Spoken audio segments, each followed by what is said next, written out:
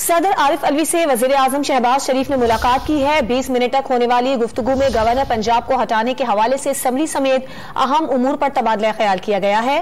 بات کریں گے ڈان نیوز کے نمائندے نوید صدیقی سے۔ نوید، بتائیے گا کیا بات چیت ہوئی ہے درمیان؟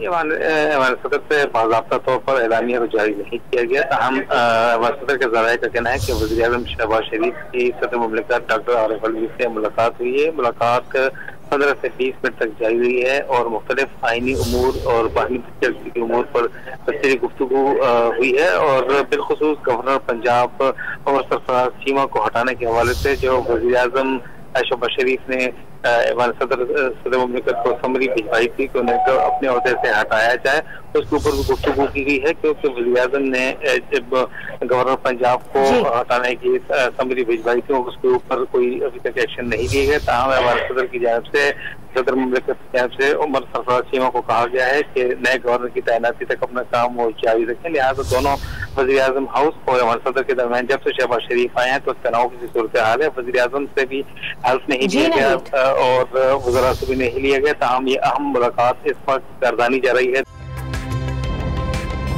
تازہ ترین ویڈیوز کے لیے ہمارا YouTube چینل سبسکرائب کر کے بیل آئیکن پریس کریے تاکہ آپ کو ملے ہر اپڈیٹ سب سے پہلے۔